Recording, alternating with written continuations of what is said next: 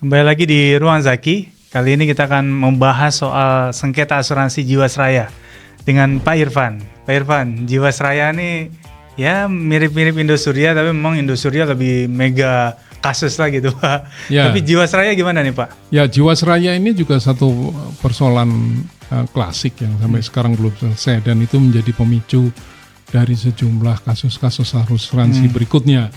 Kita ingat setelah Jiwasraya itu ada kasus Asabri, kemudian One Harta Life, Presiden Life.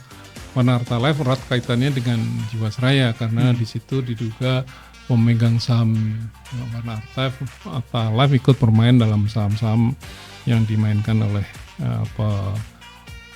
pemain pasar modal di Jiwasraya, Beni Cokro dan Heru Hidayat, itu sehingga mengakibatkan rekening One Harta diblokir dan kemudian menimbulkan sekian banyak gugatan dari nasabah untuk membuka pemblokiran itu. Sempat nasabah menang di pengadilan negeri, kemudian kalah di pengadilan tinggi, dan sekarang dikasasi, akhirnya tetap dinyatakan itu menjadi milik negara karena dianggap bagian dari kasus Jiwasraya. Nah, Jiwasraya itu sendiri sebetulnya persoalannya ada dua, yaitu soal likuiditas dan solvabilitas. Solvabilitas itu artinya kemampuan mereka membayar utang-utang dalam jangka panjang, yang itu berarti mereka tidak mempunyai cukup modal untuk membayar seluruh utang-utangnya pada saat jatuh tempo dalam arti jangka panjang. Sehingga permodalan itu kemudian diatasi dengan dua cara, yaitu mereka melakukan revaluasi aset. Jadi nilai aset itu disesuaikan dengan nilai pasar menjadi besar saat itu sebelum meletusnya kasus Jiwasraya di 2000, meletusnya itu di 2018, tapi revaluasi aset itu dilakukan di 2016 untuk menaikkan aset mereka yang akibatnya menaikkan ekuitas. Itu akibat dari revaluasi aset itu mereka menimbulkan kewajiban membayar pajak pertambahan nilai, karena revaluasi itu artinya menyesuaikan harga sesuai dengan harga pasar dan dianggap sebagai proses jual beli, dan itu artinya kena pajak. Kemudian yang kedua, mereka melakukan financial rate. Jadi financial rate itu hutang-hutang kepada pemegang polis, hutang jangka panjang itu direasuransikan, yang sebetulnya tidak lazim. Yang lazim itu reasuransi terhadap resikonya itu sendiri, resiko kematian, kecelakaan, hari tua dan sebagainya itu direasuransikan, itu yang lazim. Tapi yang direasuransikan di sini adalah hutangnya.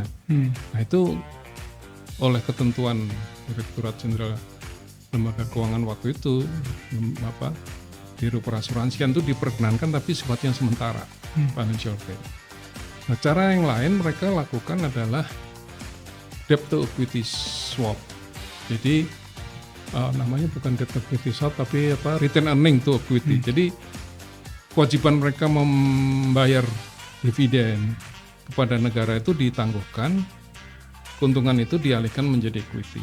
Nah, dengan tiga cara itu mereka sembuh, dan itu dipuji-puji oleh Menteri BUMN waktu itu, Dahlan Iskan, bahwa Jiwasraya sembuh, aktivitasnya kembali normal, perusahaan menjadi sehat. Tapi sebetulnya tidak ada likuiditas yang masuk, baik itu revaluasi malah menimbulkan pajak, baik itu financial rate hanya mengalihkan sementara, yang kemudian return earning to equity swap itu hanya mengalihkan pembukuan aja dari laba ditahan menjadi equity. Nah, ketiga cara itu dipuji-puji oleh Menteri BUMN Dahlan Iskan ketika itu, sehingga dianggap Jiwasraya sehat dan sebagainya. Tapi sebetulnya nggak ada uang tunai masuk gitu, nggak ada. Dan untuk melakukan uang tunai masuk itu apa yang mereka lakukan, yaitu menjual produk saving plan itu yang bergaransi bunga di atas deposito dan sebagainya. Bahkan para penyalur produk Jiwasraya waktu itu mengatakan ini produk deposito. Bayangkan, produk asuransi dikatakan deposito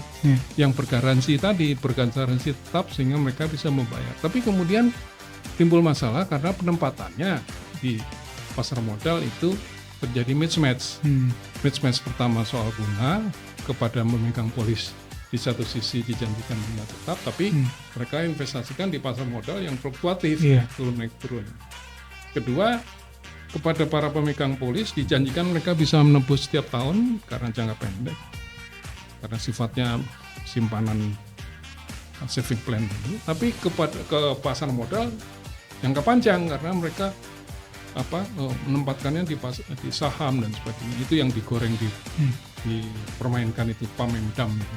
Sehingga di satu sisi mereka di saat harga turun mereka borong, di saat harga tinggi mereka lepas gitu. Itu terus menerus begitu sehingga tidak ada stabilitas dalam investasi. Ya, dua hal itu, match bunga, match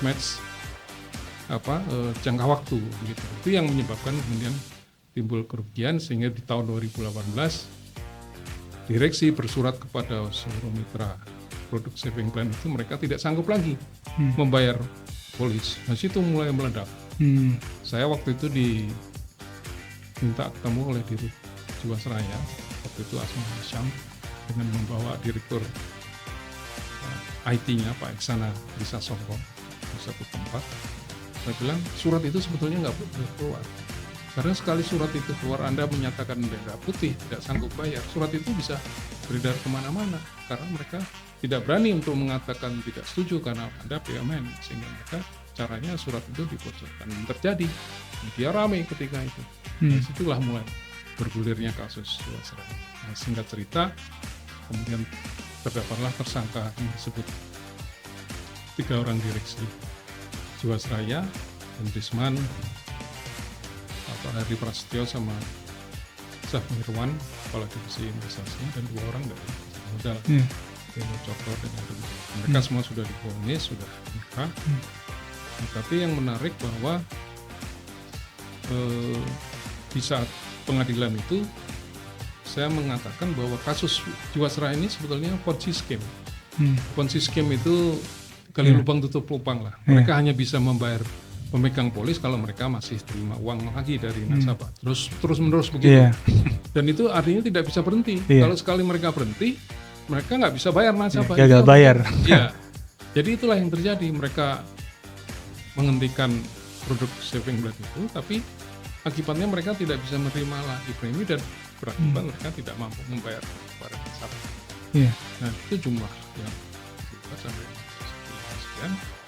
Tapi sampai sekarang yang didapat dari hasil sitaan aset dari para pihak yang tersangka itu jumlahnya masih sangat sedikit. Sehingga ketika ada restrukturisasi dari Jiwasraya dialihkan ke IFG Life, negara sudah menyuntik 20 triliun, sampai sekarang masih kurang 8 triliun.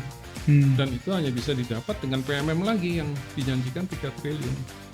Jadi sudah disuntik 20 triliun, masih kurang 8 triliun. 8 triliun itu mereka masih butuh dari negara 3 triliun sehingga mereka harus cari sisanya 5 triliun dengan cara membentuk IFG Holding tadi. Jadi seluruh BUMN asuransi digabung, dijadikan satu, kemudian membentuk anak perusahaan yang namanya IFG.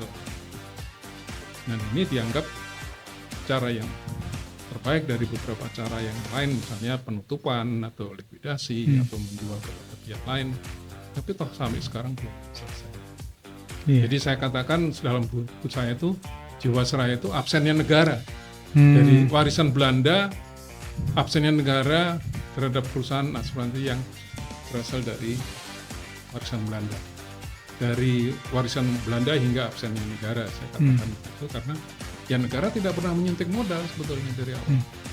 Singkatnya mereka tidak pernah mendapat suntikan modal dari negara dan mereka harus cari uang sendiri. Tapi mencari uang sendiri itu dengan cara spekulasi tadi. Jadi ini satu situasi yang rumit juga ya buat Jiwasraya, sehingga kemudian sampai berpikir untuk membuat holding ya, perusahaan asuransi BUMN yang dianggap itu mungkin cara yang tepat ya dibandingkan pilihan-pilihan yang secara hukum sudah diatur gitu ya. Dan jangan-jangan tiba-tiba muncul kayak legal breakthrough yang sebenarnya juga tidak ada payung hukumnya gitu. Cuma inisiatif mereka mengambil satu sikap yang ini juga bisa dianggap sebagai kecerobohan hukum yang nanti satu saat bisa juga diperkarakan gitu ya, karena tidak sesuai dengan prosedur hukum. Dan karena yang diperoleh dari Kementerian BUMN itu persetujuan OJK. Tapi OJK itu juga berdasarkan konsultasi Kementerian BUMN dengan DPR. Jadi bukan berdasarkan payung hukum sebetulnya, tapi hanya berdasarkan rapat dengar pendapat kemudian BUMN dengan DPR yang mengusulkan untuk melakukan restrukturisasi, tapi kemudian direstui oleh OJK. Gitu. Tapi kenyataannya sampai sekarang restrukturisasi tidak Ya, baik jadi juga, gitu, karena tidak sepenuhnya nasabah itu mendapatkan apa yang mereka sudah penuhi, yaitu setuju restrukturisasi, yang diklaim 90% setuju restrukturisasi, namun nampaknya sampai sekarang juga belum ada pembayaran. Jadi juga makanya ini ada banyak kasus asuransi yang kemudian juga tidak selesai meskipun jalur hukum diambil atau bahkan mungkin mediasi dilakukan gitu, mencari jalan tengah di antara para pihak. Tapi ternyata juga tadi yang disampaikan bailout dari negara juga nggak menyelesaikan persoalan, bahkan bailoutnya lebih besar daripada kerugiannya. Padahal Betul. ini juga menjadi tanda tanya kemana uangnya gitu kan.